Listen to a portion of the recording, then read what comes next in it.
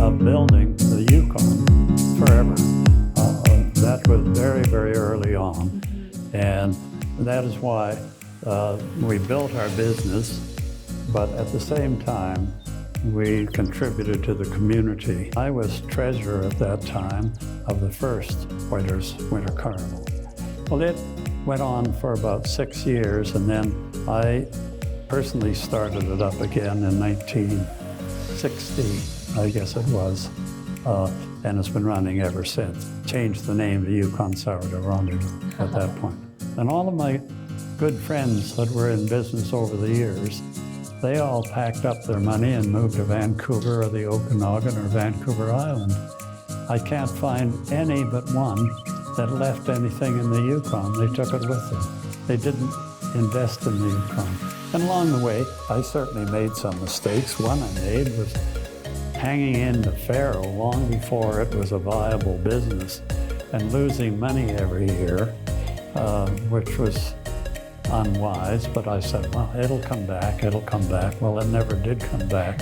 And so we lost a good deal of money. I had 3 things in 1 week. Opened a new Ford dealership, opened store in Faro, and turned on CKRW radio station that same week.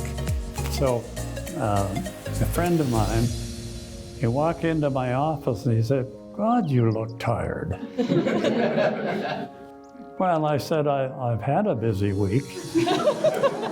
The story was, we were servicing the north. In fact, we serviced all of Canada.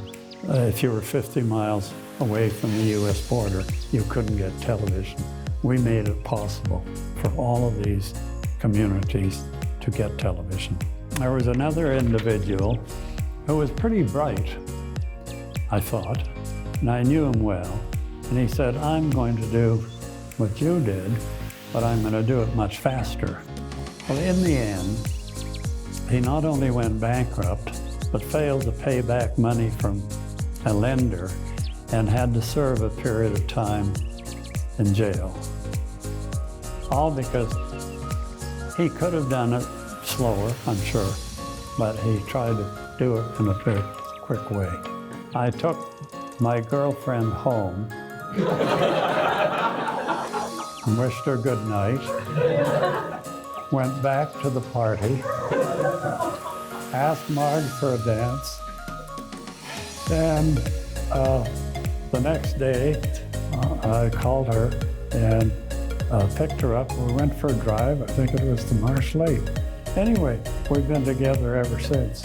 The outlook for the Yukon is extremely, I don't think I have to say optimistic. I think it's a foregone conclusion that we're going to see good growth in the future. I'm just so optimistic, and our family will be here to carry on. There's no question about that.